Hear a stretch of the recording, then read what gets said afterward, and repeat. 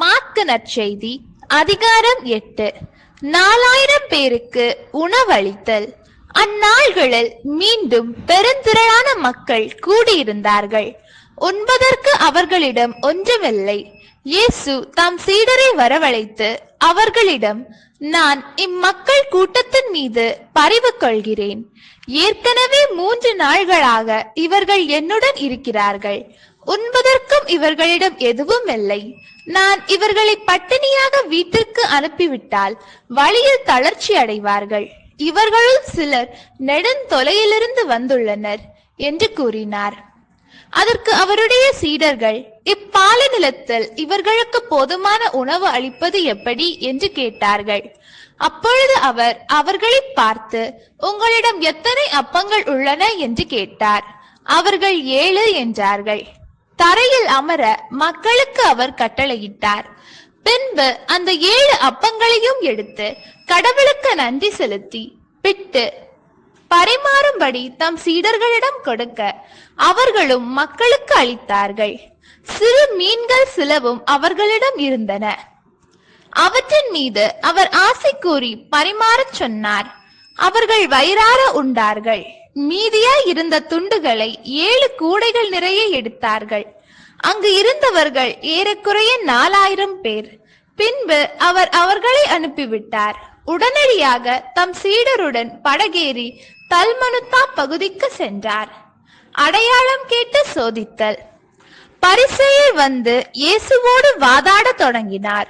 வானத்திலிருந்து அடையாளம் ஒன்றை காட்டும்படி அவரை சோதித்தார்.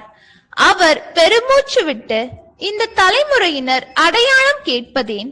இத்தலைமுறையினருக்கு அடையாளம் எதுவும் கொடுக்கப்பட மாட்டாது என உறுதியாக உங்களுக்கு சொல்கிறேன் என்றார். அவர்களை விட்டு அகன்று மீண்டும் படகேறி அவர் மறுகரைக்கு சென்றார்.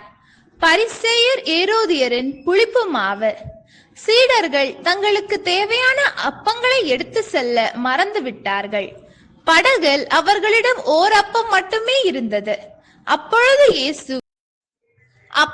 இயேசு பரிசேயர் ஏரோதியர் ஆகியோரது புளிப்பு மாவை குறித்து மிகவும் கவனமாயிருங்கள் என்று அவர்களுக்கு கட்டளையிட்டார்.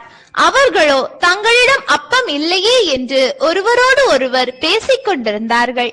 இதை அறிந்த இயேசு அவர்களை நோக்கி, நீங்கள் உங்களிடம் அப்பம் இல்லை என ஏன் பேசிக் கொள்ளுகிறீர்கள்? இன்னுமா உணராமலும் புரிந்து கொள்ளாமலும் இருக்கிறீர்கள்? உங்கள் உள்ளம் மழுங்கியா போயிற்று? கண்ணிருந்தும் நீங்கள் காண்பதில்லையா? காதிருந்தும் நீங்கள் கேட்பதில்லையா? ஏன் உங்களுக்கு நினைவில்லையா? 5 அப்பங்களை நான் 5000 பேருக்கு பிட்டு அளித்த போது மீதியான துண்டுகளை எத்தனை கூடைகள் நிறைய எடுத்தீர்கள் என்று அவர் கேட்க, அவர்கள் 12 என்றார்கள். 7 அப்பங்களை நான் 4000 பேருக்கு பிட்டு அளித்த போது மீதி துண்டுகளை எத்தனை கூடைகள் நிறைய எடுத்தீர்கள் என்று கேட்க, அவர்கள் 7 என்றார்கள். மேலும் அவர் அவர்களை நோக்கி, இன்னும் உங்களுக்கு புரியவில்லையா என்று கேட்டார். பெத்சாய்தாவில் பார்வையற்ற ஒருவர் நலமடைதல். அவர்கள் பெத்சாய்தா வந்தடைந்தார்கள். அப்பொழுது சிலர் பார்வையற்ற ஒருவரை இயேசுவிடம் கொண்டு வந்து அவரை தொடும்படி வேண்டினர்.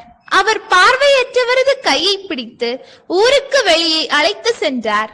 அவருடைய விழிகளில் உமிழ்ந்த கைகளை அவர் மேல் வைத்து, ஏதாவது தெரிகிறதா என்று கேட்டார். அவர் நிமிர்ந்து பார்த்து, மனிதரை பார்க்கிறேன், அவர்கள் மரங்களைப் போல தோன்றுகிறார்கள், ஆனால் நடக்கிறார்கள் என்று சொன்னார். இயேசு மீண்டும் தம் கைகளை அவருடைய கண்களின் மீது வைத்தார். அப்பொழுது அவர் நலமடைந்து முழு பார்வை பெற்று அனைத்தையும் தெளிவாக கண்டார். இயேசு அவரிடம், ஊரில் நுழைய வேண்டாம் என்று கூறி அவரை அவருடைய வீட்டிற்கு அனுப்பிவிட்டார். இயேசு மெசியா என்னும் அறிக்கை. இயேசுவை பற்றி பேதுருவின் அறிக்கை. இயேசு தம் சீடருடன் பிலிப்பு செசரியாவை சார்ந்த ஊருக்கு புறப்பட்டு சென்றார். வழியில் அவர் தம் சீடரை நோக்கி, நான் யாரென மக்கள் சொல்கிறார்கள் என்று கேட்டார். அதற்கு அவர்கள் அவரிடம், சிலர் திருமுழுக்கு யோவான் எனவும், சிலர் எலியா எனவும், மற்றும் சிலர் இறைவாக்கினருள் ஒருவர் எனவும் சொல்கின்றனர் என்றார்கள். ஆனால் நீங்கள் நான் யார் என்று சொல்கிறீர்கள் என்று அவர் அவர்களை கேட்க, பேதுரு மறுமொழியாக, நீர் மெசியா என்று உரைத்தார். தம்மை பற்றி எவரிடமும் சொல்ல வேண்டாம் என்று அவர்களிடம் அவர் கண்டிப்பாய் கூறினர். இயேசுவே மானிட மகன். பயணம் செய்யும் மானிட மகன் இயேசு தம் சாவை முதன்முறை முன் அறிவித்தல். மானிட மகன் பலவாறு துன்பப்படவும் மூப்பர்கள், தலைமை குருக்கள், மறைநூல் அறிஞர்கள் ஆகியோரால் உதறி தள்ளப்பட்டு கொலை செய்யப்படவும் 3 நாட்களுக்கு உயிர் தழவும் வேண்டும் என்று இயேசு அவர்களுக்கு கற்பிக்க தொடங்கினார். இதையெல்லாம் அவர் வெளிப்படையாகவே சொன்னார். பேதுரு அவரை தனியே அழைத்து கடிந்து கொண்டார்.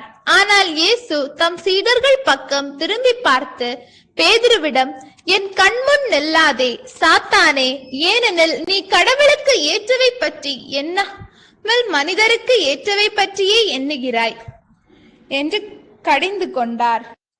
பின்பு அவர் மக்கள் கூட்டத்தையும் சீடரையும் தம்மிடம் வரவழைத்து, என்னை பின்பற்ற விரும்பும் எவரும் தன்னலம் துறந்து தம் சிலுவையை தூக்கிக் கொண்டு என்னை பின்பற்றட்டும். ஏனெனில் தம் உயிரை காத்துக்கொள்ள விரும்பும் எவரும் அதை இழந்து விடுவர்.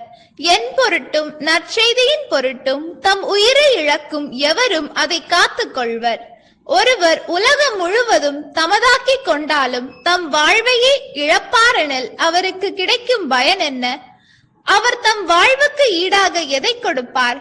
பாவத்தில் உழலும் இவிபசாராத தலைமுறையினருள் என்னை குறித்தும் என் வார்த்தைகளை குறித்தும் வெட்கப்படும் ஒருவரையும் பற்றி மானிட மகனும் தம்முடைய தந்தையின் மாட்சியோடு தூய வானதூதருடன் வரும்போது வெட்கப்படுவார் என்றார். ஆண்டவரின் அருள்வாக்கு. இறைவா உமக்கு நன்றி. நம் அன்பு கடவுளின் ஆசியும் அருளும் இன்னும் பலருக்கு கிடைக்கப்பெற ஹோலி பைபிள் தமிழ் சேனலை சப்ஸ்கிரைப் செய்துவிட்டு இந்த வீடியோவை லைக் செய்யவும், மேலும் உங்கள் உறவினர் மற்றும் நண்பர்களுடன் ஷேர் செய்யவும். நன்றி.